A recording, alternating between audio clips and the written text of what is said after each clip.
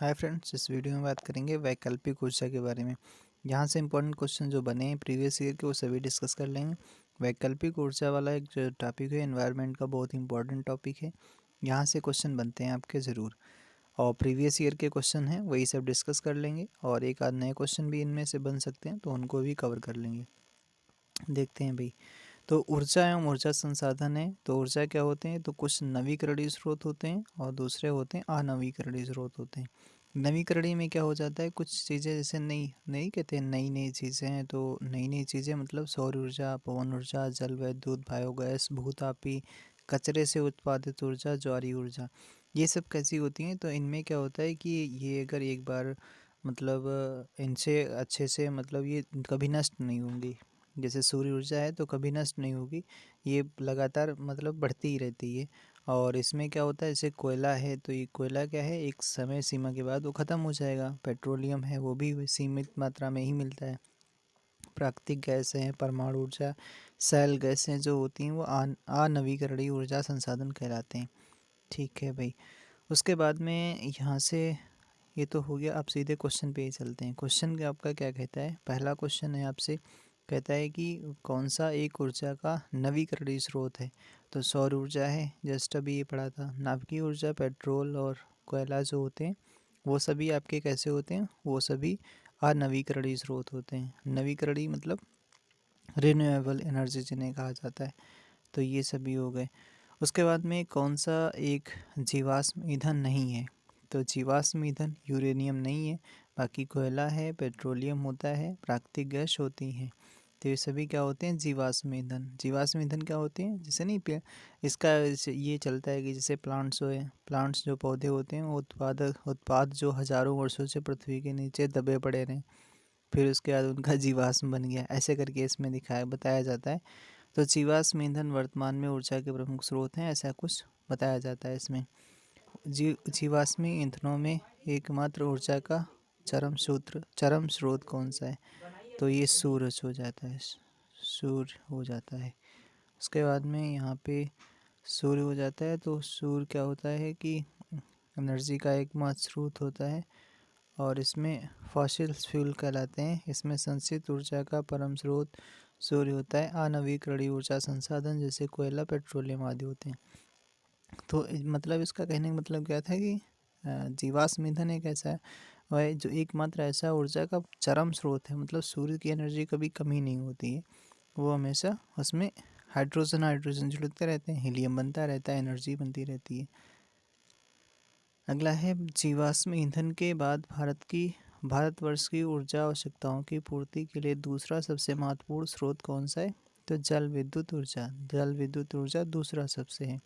सबके लिए सतत ऊर्जा पहल दहन क्या लिखा है? सबके लिए वो सतत ऊर्जा दशक पहल है, किसकी है भाई? तो संयुक्त राष्ट्र संघ की पहल है ये। इसमें क्या है, 17 सतत विकास लक्ष्यों में 7वें लक्ष्य के रूप में 2030 तक वैश्विक ऊर्जा में नवीकरणीय ऊर्जा की हिस्सेदारी बढ़ाने और सस्ती, विश्वसनीय और आधुनिक ऊर्जा सेवाओं तक सार्वभौम पहुंच सुनिश्चित करना बात कही गई है। ऊर्जा संकट से क्या तात्पर्य है? तो ऊर्जा संकट से तात्पर्य होता है कोयला, पेट्रोल जैसे जीवाश्म ईंधन के समाप्त होने का खतरा, उसे ही ऊर्जा संकट कहा जाता है। ठीक है, अगला देखो, इसी में अब शुरू होता है अनवीकरणीय एवं नवीकरणीय ऊर्जा संसाधन। तो इनमें क्या होता है, इनसे भी क्वेश्चन ये तो सेम ही है ऊपर से। जैसे इसमें देखें भाई क्या है, इसका क्वेश्चन पूछा गया, कहता है कि भारत में धारणीय विकास के दृष्टिकोण से विद्युत उत्पाद का सबसे अच्छा स्रोत कौन सा है? तो जल विद्युत माना जाता है, जल विद्युत। फिर कहता है किस नवीकरणीय ऊर्जा संसाधन की वर्ष 2014 में स्थापित क्षमता क्षेत्र में देश में सर्वाधिक है?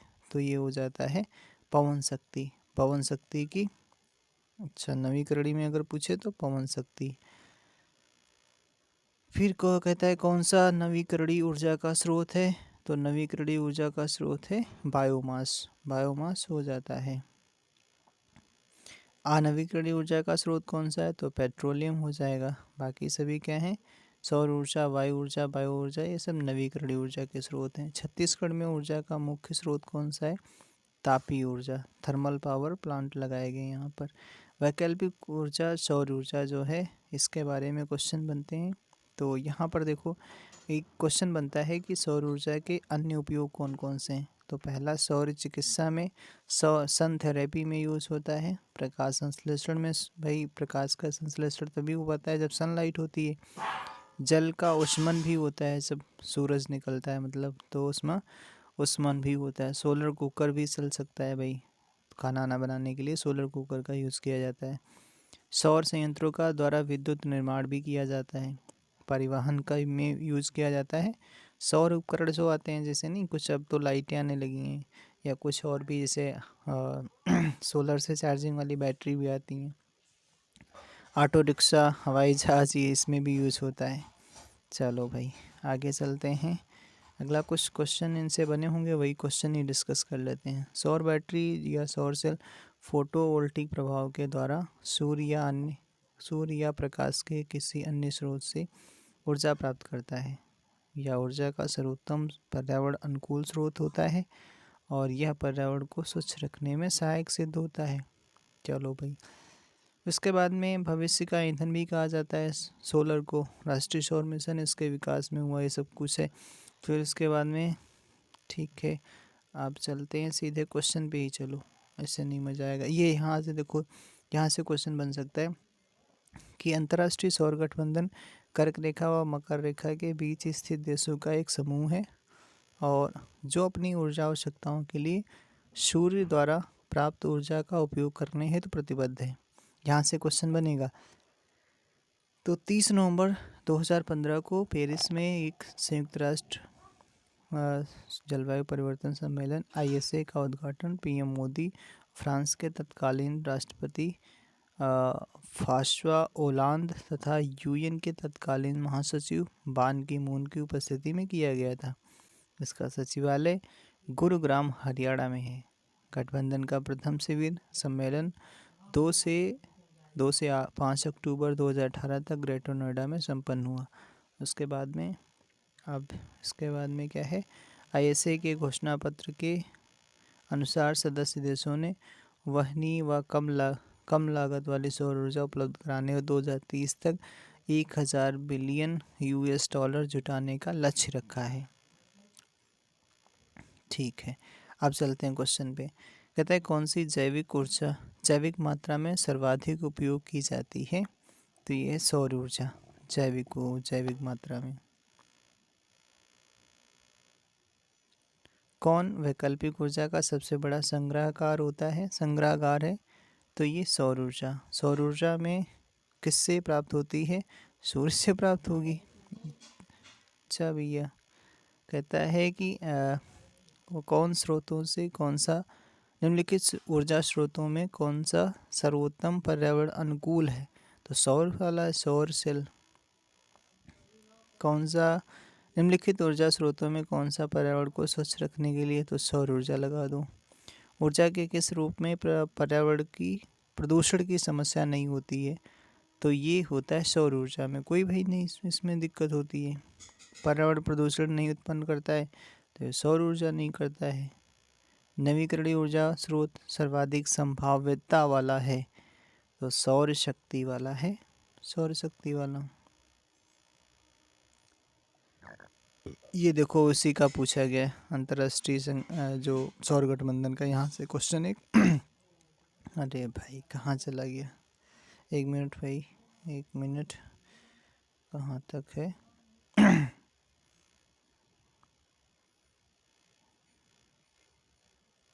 पीछे चला गया, ये यही था शायद। हाँ ठीक है, और इसको पढ़ रहे थे हम। कहाँ पे निकल गया ये? हाँ ठीक है, ओके, मिल गया। 9 नंबर का क्वेश्चन था, ये पूछा गया है।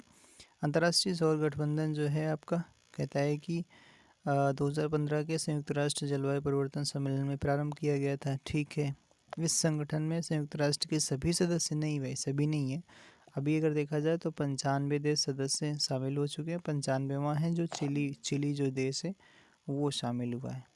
तो उसके बाद में ये क्या है भाई, कभी कभी समाचारों में दिखाई दे पड़ने वाले घरेलू अंश आवश्यकता डोमेस्टिक कंटेंट रिक्वायरमेंट पद का संबंध किससे है?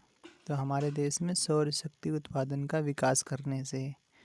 ठीक है भैया, क्या डोमेस्टिक कंटेंट रिक्वायरमेंट, DCR करके जो लिखा है। अगला क्वेश्चन ही देखते हैं भाई। क्वेश्चन क्या पूछा गया, अंतर्राष्ट्रीय सौर गठबंधन का प्रथम शिखर सम्मेलन किस शहर में हुआ था? तो ये हुआ था नई दिल्ली में हुआ था। अंतर्राष्ट्रीय सौर गठबंधन ने हाल ही में एशिया और प्रशांत क्षेत्र में सौर ऊर्जा परिवहन को बढ़ावा देने के लिए किस अंतर्राष्ट्रीय संगठन के साथ समझौते पर हस्ताक्षर किए हैं? तो कह रहा है एक से अधिक, अच्छा 2-3 से सहयोग किया होगा फिर।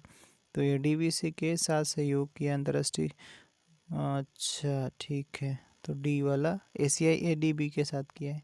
ADB मतलब एशियाई विकास बैंक के साथ समझौता किया था।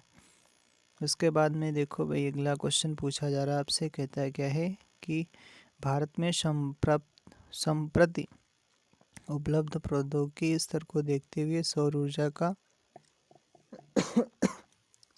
का उपयोग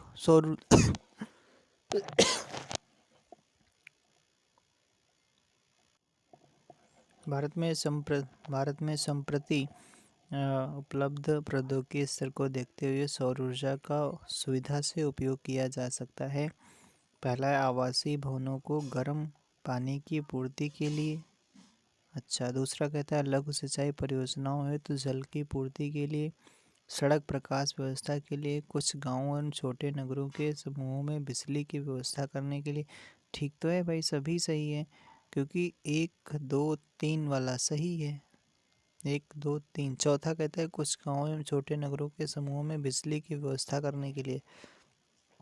तो ये क्या नहीं हो सकता है? ऐसा तो नहीं है, क्योंकि हाँ इसको आंसर तो माना है, ये डी वाला केवल 1, 2, 3 सही माना है, बाकी आपका गलत है, चौथा वाला गलत हो जाएगा।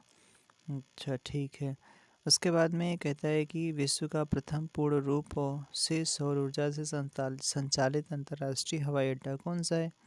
कोच्चि में स्थित है, कोच्चि में स्थित है। 100% सौर संचालित स्वास्थ्य केंद्र वाला कौन सा जिला पहला जिला बन गया है? तो ये सूरत। ओ भैया, तब तो बहुत अच्छी बात है, सूरत है, सूरत।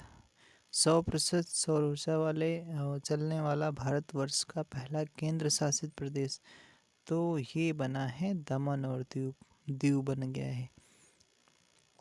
कौन सा दिन में 100% नवीकरणीय ऊर्जा पर चलने वाला भारत का पहला शहर बन गया है? अच्छा भाई, ये भी है कोई शहर, कौन सा शहर है? तो ये दीव है, जस्ट ऊपर पढ़ा गया था, दीव वाला हो जाता है।